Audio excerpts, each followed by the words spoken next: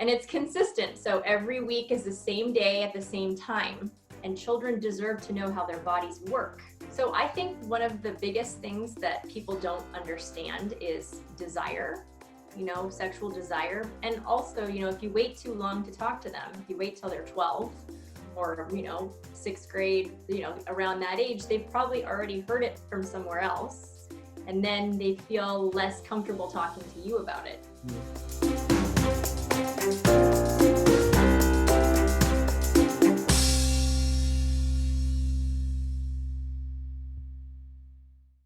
Okay, well, today our guest is Dr. Christina Stein. She is the clinical psychologist. She is a relationship expert. She holds PhD in human sexuality, which is a very exciting topic, I think, I'm sure. Then she's got master in clinical psychology and a bachelor degree in psychology. Christina has a private practice in Santa Monica, and where she's a family and relationship therapist, not a counselor, therapist. I can say that Christina is not a speaker. I mean, she's got something for which a lot of speakers would swap for. She's got hands-on experience.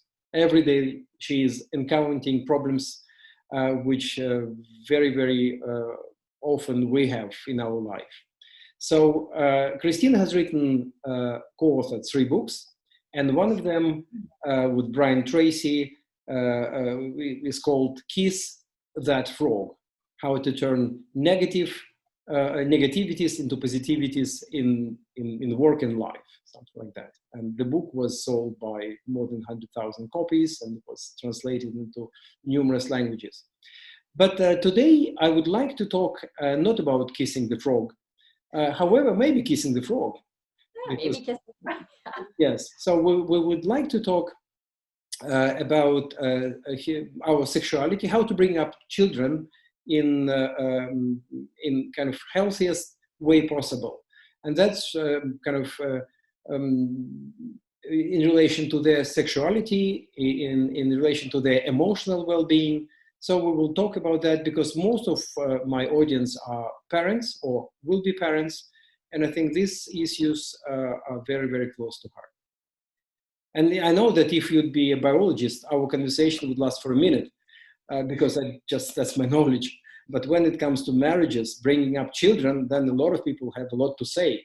And at the same time, we feel that we are absolutely, or I feel, no matter that I have 4 children, I'm still learning, I still don't know what to do, I'm still horrified, so I need an answers. So hopefully this interview will give us some. Absolutely. Well, I hope I can give you any answers you need. So you can offer me some questions and I can answer them. But yes, it's such an important subject. And I think that it's an ongoing effort for parents and, to be cultivating a healthy relationship with your partner. And then at the same time, also helping your children develop and helping them have healthy feelings and experiences around their own sexuality. And there is another dimension. I have 2 young daughters. I have 4 children, 1 son who is quite old and he's 40 almost. And my daughter is 30 and I have 2 small kids. And I can say that the relationship between parent or father and daughters has got certain different dimension than just general relationship with the children. And the same mother and son. And you have both, right? You have 3 children and you have 1 son and 2 daughters. Yes. So I would like to talk about that, to give advice how to be a good father to your daughters or to be a good mother to your son. Okay.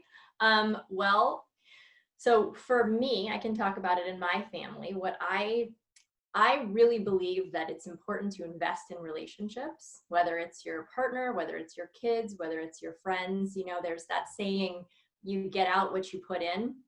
And I believe that, you really do get out of your relationship what you put into the relationship. And so I have made it part of my life and my schedule I have dates. I'm a big supporter of dates. So just undivided attention with one person at a time. Mhm. And I do a date with each of my children every week.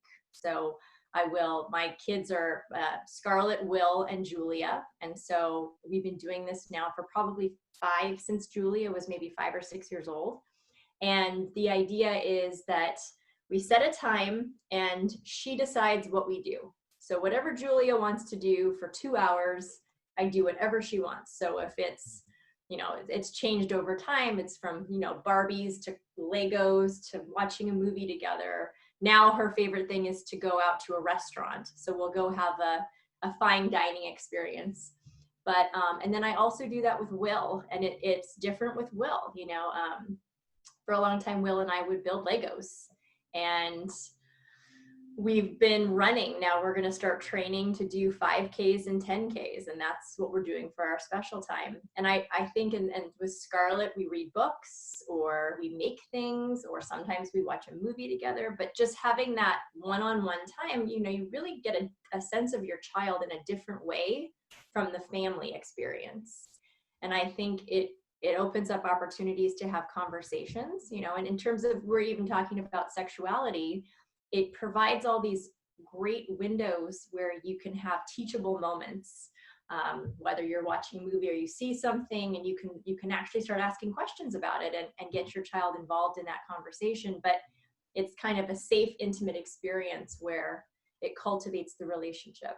Wonderful. And the same with the father.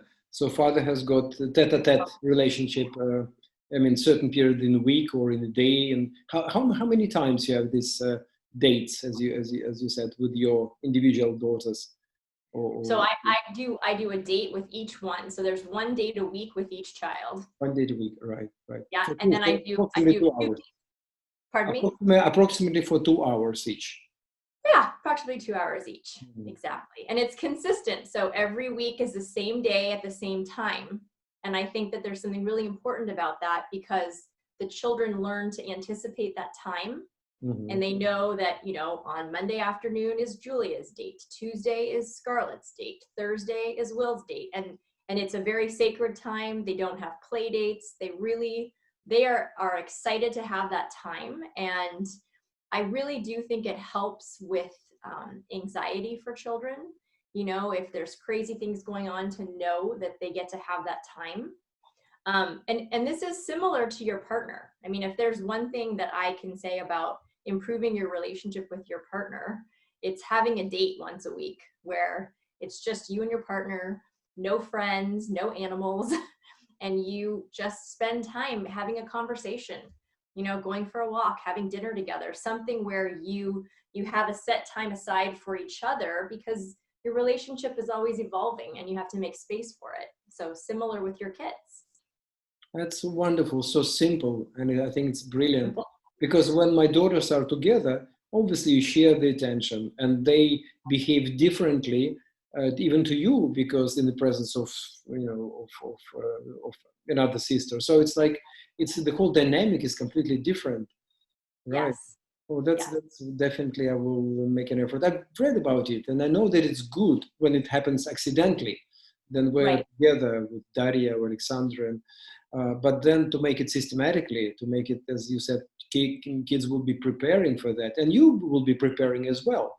You will be preparing, exactly. And think about it this way too. When you tell your child that they're important enough that you're setting aside time every week for them, and it's special to you, and that they are important and they get this time, it makes them feel, it raises their self-esteem and their self-confidence too, as little people who are growing into adults. So it's really wonderful in so many ways. And how long have you been doing that? I mean, you've been doing that. Well, so I think I started with Julia when she was about 5 or 6, and she's 13 now. Uh-huh. So, and I also, what I started doing about 4 years ago is during the summer, doing a weekend trip with each child. So somewhere local, and we go and have 2 overnights somewhere, we can drive. When the kids graduated, they get bigger trips, but yeah, and that's been amazing too, to get to travel together. But again, just that one-on-one relationship experience is so different than the family dynamic. Right. Well, that's Yeah, I hope it's not too late in my case, I think, to start it really. Yeah. It's not too late. No, You but know, sorry, go ahead. yeah, another thing which I think it's very important, well, at least for me, it's very important, is the language. Okay, you found your private time with your child, and Mhm. then you want to talk about something which you know it's important, but you don't feel too comfortable. And I'm about sexuality. You know, children are growing, they understand things, they notice things, and from the very beginning, for example, the way I am bringing my kids is different than I was brought up. I've never Yeah. seen my parents naked, for example. I hope my mom, who will be watching it, will forgive me for that. And at the same time, in my family, it's more relaxed. But still, still there are things, and I don't know when I should start, when I should talk about it. There is quite a lot of mixed literature. Uh, Mhm. whether we talk about sexuality from the very beginning, I mean, there is this, all sort of instructions. And well, what do you think? When first, how, and then when, or it's ongoing process? It's definitely an ongoing process.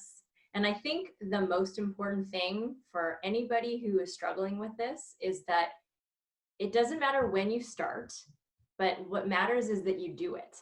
Mm. That you take the initiative to have those conversations and try to answer the questions. And you might not have the right answer, or you may not know what the kids are asking about, but at the same time you can always say, huh, that's a really interesting question. Let's do some research and figure out a good answer for that. Or, the sort of rule of thumb, depending on age, is when a child asks you a question, you answer the question. You don't have to elaborate on some long process. You just answer the question. And if they follow up with another question, then you answer the next question. Mhm. But sometimes we feel like they'll bring up a question and we'll have to go into this whole long, elaborate explanation of what it is. And really, it's a simple question. There was I heard a funny story once about a mom was driving with her friend and their two little girls in the back. And the little girl says to her mom, "Mom, what's a three-way?" And the mom turned to her friend and thought, "Oh my goodness, a three-way. And started getting all stressed about trying to figure out how to answer that question. And instead she said, "Well, what makes you ask that question?" And she pointed to the sign and said, "What's a freeway?" And it ended up being about the highway. But so, if you just are curious about where the questions are coming from Mhm. and where they may have heard something, it makes it easier to know what information your child is needing at that time. Right. And if there are no questions, for example, Uh, how you initiate that according to the gut feeling, according to the age, uh, you know, so my philosophy on it is, kids are different. I have three kids. I have one child who's incredibly inquisitive and always asking questions from the time she was 5. And I had, my two daughters. I had my older daughter never wanted to talk about anything sexually related, wasn't interested where babies were come from, just none of it. And so for her, when she was 10, because she hadn't asked any questions, I sat her down and I gave her a book and I said, "We're going to read this book. And I want you to have accurate information before you get it from somewhere else." mhm. And that really is the most important thing when you're thinking about waiting to talk to your kids, or if they haven't asked questions, because you want to be the source of information for them. You don't want them finding out things from friends, because then it's confusing. And so it's much better if you open that up earlier. By books are great, picture books, or watching movies, or even talking about animals, just looking for any kind of a teachable moment. So something sexual will appear in your world, whether it's on a TV show or in a magazine, and you can ask your child what they think about it. But definitely just having the conversation, being that core source of information, is the most valuable thing you can do for your children in this space. I'm already sweating. Well, and another piece that I think is really important is that it is uncomfortable for a lot of people to talk about this because they're uncomfortable talking about their own bodies, their own pleasure, communicating those things to their partners. And so I think it's harder to get past that and have those conversations with kids. But another way to think about it is that sexuality is emotional and psychological, but it's also very physical, right? And our bodies work a certain way, and children deserve to know how their bodies work. So especially as children are approaching puberty, when their bodies are going to start changing and go from, you know, little girl bodies to big girl bodies, it's important to like let them know what's happening, so they have a sense of what's going on with their body, because it develops a competency, right? If you know how something works and you feel like you're capable of handling it, you feel more confident about your body and more confident about your sexual development or your puberty experience. And that actually enhances, again, more self-esteem and self-confidence. And so children who have higher self-esteem and higher self-confidence are going to be happier kids. And they're going to end up engaging with other happier kids and having healthy relationships just as friendships. Well, that's of course like everything in life. It's so easy to say, but quite hard to. I think I mentioned earlier that my wife has bought a book. It's Intimacy for Children, and I opened the book, and I was like so scared because there were, you know, some pictures of erected penis and you know, this type of thing. And you feel that if you show them and they didn't really want to know that yet, will you just push them maybe to something which they are not ready for yet? The book that you just held up is perfectly age appropriate for your daughters, for your children. Absolutely. And, you know, there are different ways of handling it. Some parents sit down and read those books with their kids together. Some parents hand the books to the kids and say, hey, I have a book for you. If you have any questions, let's talk about it. And I've even known parents who are, you know, they have sons who have not asked questions, or they don't want to make it uncomfortable in some way. So they'll put the books in their rooms and just let them have access to it. So if they have questions, for little kids, it's different than, you know, older ones who are 10, 11, 12, because they go on the internet to find answers. They write, you know, what is an erection, or what are boobs, and up pop all these things that are not helpful for them. So again, that's why if we as parents can get there first and we can help them, you know, answer those questions or anticipate curiosity, then it's much better for them in the long run. I actually had a book also. My parents got me a book, and it was called Where Do Babies Come From? And they gave it to me when I was 5 or 6 years old, and I read through the book and became fascinated with the topic. And so I started asking questions, and from that point on, I think I was coined the new Dr. Ruth, because I wanted to teach everybody everything. But you know, it is fascinating to talk about where babies come from and how babies are made and things like that. And little kids are very curious about that. That's interesting, but I'm older than you are, and I was brought up in completely different you know, system, where to talk about sexuality was, or to read about that, to find a book on that would be really kind of very, very unimaginable, I would say. So things change now, and you're absolutely right. They can just Google Barbie doll and then come to some porn site. And so of course you have parenting control and etc., but it might not work. So you have to. Yes. And the other thing which you mentioned, which I feel is really great, you said that if adults cannot talk about some issues in sexuality, in relationship, then it's very unlikely that parents will be able to talk more freely with their child. I think they have to have some courage and wisdom to talk between themselves first. Is correct? I think it's very important. I also think that, you know, as parents start to talk about this conversation with their kids, it can be a really wonderful opportunity to open up more conversation between each other.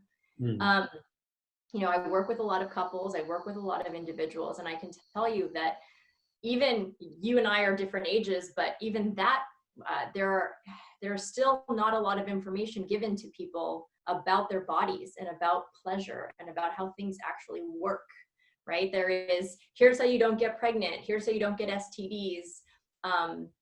Like traditionally we've had, there's a model, and this is relevant to adults, right? Like there's been this traditional model for many years about baseball, like the baseball model of sexuality, where, typically in a heterosexual relationship, the woman is the field and the men are the players. So there's first base, second base, third base, home run. Have you heard of these terms? Not yet. Okay, so, well, I guess the idea is for a long time, there's been a hierarchical model. So that there is always a winner and a loser, as opposed to a mutual experience of negotiation. Mm-hmm. And I think we're coming into a time now where we're really trying to embrace a more mutual conversation. And so, but that can only happen as adults who are able to learn about their own bodies and be able to communicate to their partner how their bodies work and feel safe doing that, so that it does feel more comfortable. I think it's probably like ultimate, how can I say, point in relationship, because it means that I'm vulnerable. And I'm I don't, I put my ego macho somewhere else, and then I talk, look, and then obviously expecting the same response. And I think this is really difficult, and people have to learn, because I'm sure that a lot of marriages, as you know, would be saved if people would be able to communicate between themselves in a civilized, open, adult, compassionate, with the empathy way. Yes. And not take it personally when there's a difference in the relationship, right? So I do a lot of post-baby consultations for new parents, because after a baby, after your partner, a woman, has a baby, her body physically changes. Her desire changes, what feels good changes. And so it's a really great opportunity to sort of bring in lessons that could have been beneficial years before, just to normalize the way that our bodies work. And so, it's a way of appreciating your partner's body and the way your partner's body works and how your body works, and normalizing the conversation between the two of you. Well, it's a fascinating area again. Any advice in this? I mean, I know it's difficult. I mean, what is the major sort of issue when couples come to you for advice? I mean, have you ever done this kind of analytical thing? What is the most in demand in terms of? So I think one of the biggest things that people don't understand is desire. Sexual desire that people experience, is sort of the natural physical response with desire. And I think that they don't, that stress plays such a huge role in the process of desire. And so, we live our lives and we're very busy. And when you're under a lot of stress, for most people, it really shuts down the feeling of desire. And it's because it's an energy. So if all of your energy is dealing with stress, it can't really deal with the vitality of your sexuality. And oftentimes that's confusing to your spouse or your partner, because it feels like you don't desire them, or you don't want. You don't love me anymore. You don't love me anymore. You don't find me attractive anymore. Maybe you're having an affair. Maybe, you're just unhappy. And it really is more about, like, I'm just, you're just in a state of stress and you have nothing left to give. So one of the things that I work with couples on is being able to identify when they're feeling very stressed, whether it's just a busy week or there's a lot of pressure, and actually say to their partner, I love you, but I'm really overwhelmed this week, and it's hard for me to give more than where I'm already at. And so maybe we can create a time, like a date, where we can connect emotionally and make space, and that helps to lead to more physical desire, because it's relaxing and it opens up the opportunity. Well, it should be spontaneous, some people say, not that well planned in advance. but sometimes it can't be. I know that this is also a huge thing people are resistant to, is this idea of planning. It just seems like so contrary to the spontaneous, wonderful experience you had when you first got together. But then you have kids and you have work and you have life. And sometimes if you don't plan it and you wait for that spontaneous moment, it could be weeks before you have a spontaneous moment. So I really, again, this is an area where I think you have to put in the effort. What you put in, you're going to get out. And so you have to set that time aside. You have to make space for an opportunity so that you can connect that way. Yes, you're absolutely right. And I think because we sometimes, feel that we refer our relationship to the romantic period, sometimes before marriages, etc. And then we expect the same intensity, the same spontaneity, etc. being in our life, completely different life with kids, and not one kid, and yes, that's true. But what you would say, another issue which I would feel very important, and at least for me, how you talk to your child. Does it have to be the same gender if you want to talk about some, sexual issue, or you have to, kind of cross, like father speaks to daughter? Probably what I'm saying is obviously wrong, but or at least if father talks to daughter, what area, what subject do you think? Because I understand the basic functioning of the body. I even don't know, female side, that well. So it's mother talks to daughters. But when it comes to other issues, where role of the father would be more important, do you think, in having conversation with the opposite sex, with opposite gender? Well, I think that the whole time it's important that fathers are talking to daughters and mothers are talking to sons, because you are, in your interest in even talking to your daughters, for example, you are telling them that they are valuable enough to you as a male, assuming they grow up to date men and are heterosexual, but like as a male, you are saying, okay, your sexuality is important. I value it enough to talk to you about it. And I want my example to show you that you should value it as well. And I think when a father talks to a daughter at any point in time, it really helps with girls, especially learning to set boundaries for themselves. So being able to say no, like we've had all this, the Me Too movements and just the lack of conversation and the lack of ability to set healthy boundaries. I believe that comes a lot more from the father to the daughter, or the mother to the son, than, mother to daughter and father to son. Just because, again, you're demonstrating that it's important, and you're helping them learn how to have a conversation with someone of the opposite sex around how they feel and what they think, and ask questions, and it feels comfortable. So they take that experience, and later on, as they have relationships, they can model those conversations with their future partners. And similar with a mother to a son, a mother teaches her son how to respect women in the way that she talks to her son, and what she shares to her son about her experience, or how she believes that he should treat women. And so I do think it's very important. I think that, again, like I've had lots of different experiences where I've had women come up to me and say, it was so important to me as a teenager that my father talked to me about sex, that my father came to me and he talked to me about my own personal pleasure and being able to say no and not always reacting to the desire of other people. And he demonstrated to me that I was important. And so I do think it's incredibly important for fathers to talk to daughters and mothers to talk to sons. It's a little more uncomfortable, right? Because you're saying you might not know the anatomy, but you're the number one. You're an important source of information for them. My recent experience was a bit kind of funny. My daughters watched a movie on how do you call this? Dogs. Not competition, but the way selecting dogs. And then one of the methods to select the best male dog was to test the panel of judges were testing the testicles. Okay. And that was on the movie. And it was funny because the dog was like feeling uncomfortable. And my daughter came to me and she said, "Daddy, do you have the same?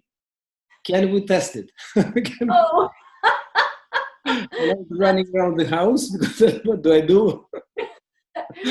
So what did you say? Did you say yes, or did Well, you? I said yes, but I feel so uncomfortable. It's ticklish, and so kind of. And I was trying to humor the way out of it, but it was like, Yeah. and it was so innocently done, and it was so without any sexual. Obviously, they were just having fun and hunting me, and I was like running around the house. Yes. That's great. Yes, it's great. I think it's very important not to miss this. And as you said, it must be an ongoing process. And you have to, the more we spend time with the child, the more we feel the child. And then the more we feel when it's appropriate and when, etc. So it's like building up relationship. You cannot like start talking about something without having previously spent time with your children. It Right. doesn't work. It will make them feel uncomfortable and you feel rejected. That's it. Yes, exactly. And also, if you wait too long to talk to them, if you wait till they're 12 or, 6th grade, around that age, they've probably already heard it from somewhere else. And then they feel less comfortable talking to you about it. Yeah. I never forget my father. I mean, sorry, I'm talking about things which my viewers will appreciate, I'm sure. But my father, when I was like 14 or 15, and he came to me and said, "Do you know?" Well, started talking about masturbation, that it's not a good thing, that etc. etc. And I already had sort of more or less relationship with a woman at that time. So I thought, "Daddy, you sort of late at least couple of years, and you should talk." When I was 6, probably, or 7, and I was developed young, and so it was really, and I felt sorry for my dad even, that he wanted to be good and to do good, and he felt uncomfortable, but he was just too late. Yeah. And I felt so superior, saying, "Well, I'm sort of almost a man. I'm 16, so it's, yes, you're right. I mean, if you come to me, even, when I wouldn't do that, but earlier than that, it would build up something. It would prepare myself for something which will still to come. Yes. Well, and also, I mean, a really great thing to talk about is puberty. Mm-hmm. Right? Because around 9 is when girls start to go into puberty. Around 10 is when boys start to go into puberty. And you might not see it on the outside, but it's happening hormonally on the inside. And so it's a very normal conversation to say, "Hey, honey, you're this age, and I just want you to know that your body's going to start changing because you're going to go through this very normal, natural phase where your body's going to change from a little girl body to a big girl body, or a little boy body to a big boy body. And everybody goes through this, and there are certain things that are similar for boys and girls, but this happens to girls and this happens to boys. And I think it's really important that parents talk to their daughters about having their periods, so menstruation, because that often can happen in 5th or 6th grade, or 11, 12, and that they should know about it before it happens, not be told what it is after the fact. And similar with boys, and getting sort of spontaneous erections, or even having a wet dream, which typically is when the first time a boy ejaculates, but to know what that is, because that can be really scary for a boy or a girl to experience that without knowing in advance that it's totally normal and totally natural, and that everybody experiences these things.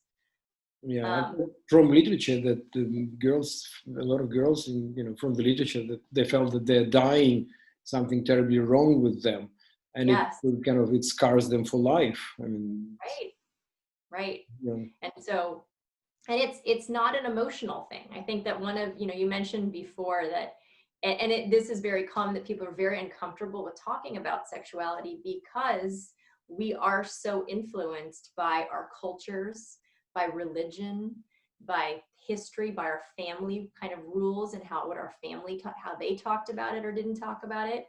You mentioned your parents were never naked in front of you, and that's a message, right? That you question like your own nudity because you never saw that. Same with physical affection. You know, some parents are very physically affectionate with each other and some are not, but that sends your kids a message. Mhm. So, you know, and I think it's really okay to feel uncomfortable because many years of messages make it very hard to do something different against the message, you know. So I think it's good to honor that part of your experience in the process. You know, in personal development literature, there is a wonderful phrase: "Feel the fear and do it anyway." And I I like think, like, feel the embarrassment and do it anyway. And I yes. can promise, I know it's my responsibility, but I'm going to start reading the book together, and I will take Good. the book. But if something happens, obviously, you know, I'm calling you Please. for an answer. Yeah. But yes, and one phrase which you mentioned as important, that quality of relationship affects a quality of life. Not affects, it's fundamental for quality Yes. of life. And Yeah. the way we communicate to each other openly, and vulnerability, how can I say? So opening our heart without being afraid that Yeah. we are going to lose our, you know, macho status, whatever, ego. And I think that's the way forward, when people understand that we're the same, men and women the same, we have the same concerns, and we want the same in life, and we have to really be open to each other in order to build something together. And the same with the children. Yes. Well, and in that vulnerability is really the only place you can connect, right? If you're not open, you can't actually connect with another person. If you're guarded, it blocks the Right. connection. So Exactly. you really do have to take that risk. And even in building relationships, so even with your kids or with your partner, when you feel afraid or you expose yourself because you're vulnerable, it actually creates a moment where your relationship deepens because you're willing to take that risk. Mm. Well, when we talk about company and leadership, being vulnerable for a leader is very, very important. It Yeah. creates trust in organization. And the Yeah. same with the families. I would say in the family first, and the same and in the business. So being vulnerable creates trust. Yes. Right. Absolutely. And safety. And safety. And if it doesn't, and if it's not appreciated, if it's rejected, then it's not a good relationship. I mean, there is another, I mean, between partners. I mean, or maybe some work more needed, but sometimes people feel that they, you know, went all the way and they didn't get it back, you know, in return, sort of. But obviously you have to give back and kind of give away without expecting anything in return. Basically, that's the rule of the game, I think. Then it Yes. works well. Well, yes, and you give wholeheartedly and hope that it's returned. And then if there isn't reciprocity, then it isn't the right relationship, right? Because there has to be reciprocity in a relationship. It's even in business, right? There has to be an equitable exchange for a relationship to feel good to both people. And so, and same in that vulnerability. If you're vulnerable and your partner is not, then you can't get deeper and have a deeper connection with them. It limits you. It limits the amount of connection you can experience. Right.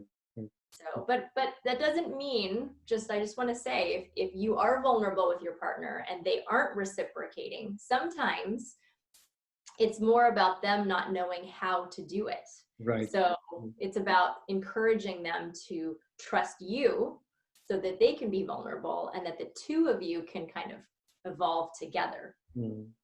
And obviously, it's a process again. It's process of being vulnerable more and more and more, and then to see the results. Because once, like, you decided to be vulnerable, another person is still not ready, and say, "Well, that's not for me." Then, you know, let's change the kids, or let's change the wife. So that's true as well. May I ask? I mean, are you in quarantine still? Yes, we are.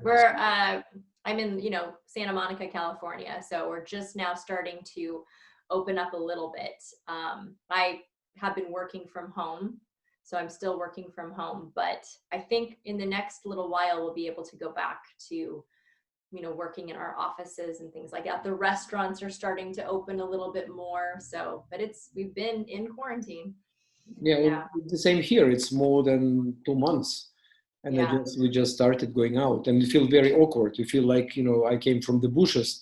You look at the people suspiciously. I mean, you really feel like crossing, the other side of the road when somebody's coming your way, or at least in like, it's terrible. So it's like somebody said it's somatic marker. So of fear, which we There's a had lot because of here. this coronavirus. Yeah. I think it is really going to be interesting to see how we evolve from this, because there is so much fear, and that fear does sort of take you, cause you to step back from other people. And at the same time, we are all craving contact. Humans crave contact with other humans. It's like our nature. And so to have this weird, I want to connect with you, but I'm afraid of you, I think we'll see what happens in the next couple of months, and how people maintain their, mental health and just positivity. It definitely made it kind of tested the relationship, because a lot of families feel that they became much closer to each other, and this is a blessing, knowing Yeah. the children, knowing your spouse. But there are a lot of divorces going on, and some, they say, skyrocketed in some countries, and it's really terrible, especially when people are trapped, I think, in apartments. When they live in the private houses, it's much more, you can find the space, you can go to the nature, you can go to the garden, you can grow your own tomatoes or something. But if you're in an apartment, it's much more complicated to find your privacy and space, and that creates, I think, anxiety and dissatisfaction. But do you Yeah. expect more people coming to you for advice when the quarantine will be over? Do you feel it now online? I feel it now. I am very busy with clients. Yes. And like you're saying, there are a lot of couples who have come to me who, and spending all this time together, are realizing that there are holes in the relationship, and they want to improve the quality of their relationship. And there are a lot of couples who are having a hard time being with each other, right? Because, if you're used to having your partner go to work, or you're used to leaving the house all day, you get little bits of the person as opposed to an entire day. And like you're saying, there's no break. Or if you haven't cultivated a relationship or even a friendship with your partner, to suddenly be with them all the time, you're really starting at the bottom to see if you actually like the person anymore. So yeah, it's been a beautiful thing for many couples, and it's been a really challenging thing for other couples. For other couples. And individuals who are, prior to this, wanting to meet people or date people or go and, have a relationship, they haven't been able to do that because people are, dating via Zoom, or, all the apps that people use. You can't do much with that. So there's been a tremendous amount of isolation for people as well. Right. I hope it's a lesson which mankind learned, and then won't have it again, because there are talks about second wave and the third wave, and it's like that could really affect civilization and us. Yeah, it really has sort of revolutionized the way we do things very quickly, right? Everybody sort of became Absolutely. adept at being online. Yes. And I found, we have kids were having school online, and first it was very awkward, but then I realized that during 1 hour and a half of two classes they used to have a day, it's enough. You don't have to spend more time in the school. It's very effective. I mean, it doesn't have all these negative things which school can bring. Of course, social side is missing, but having sublinks, it helps a lot. They can play. I mean, they became closer. But if you're single in the family, it's more challenging then.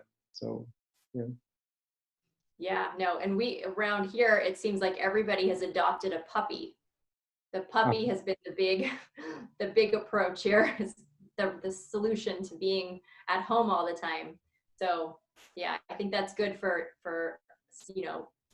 only children to have that project. But right. So real puppy. I mean, real like doggy or caddy.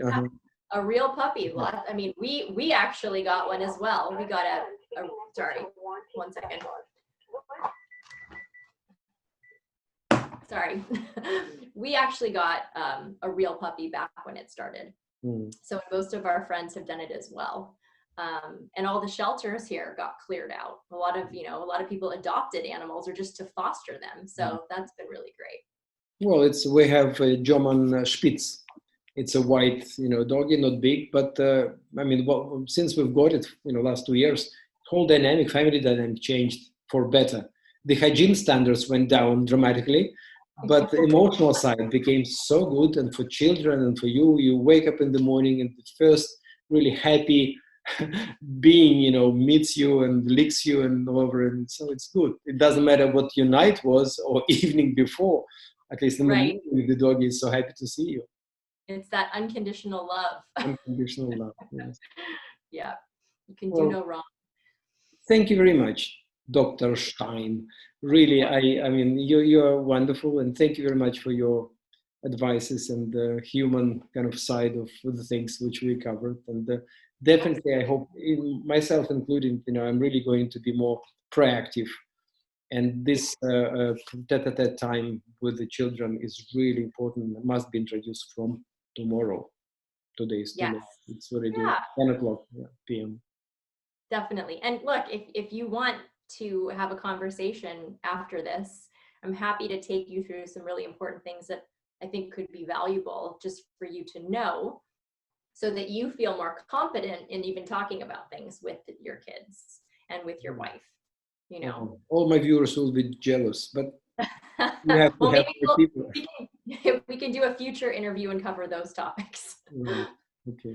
Well, thank you very much. Thank you very much. Let me put it on the pause, and then Okay. we'll talk. Yeah.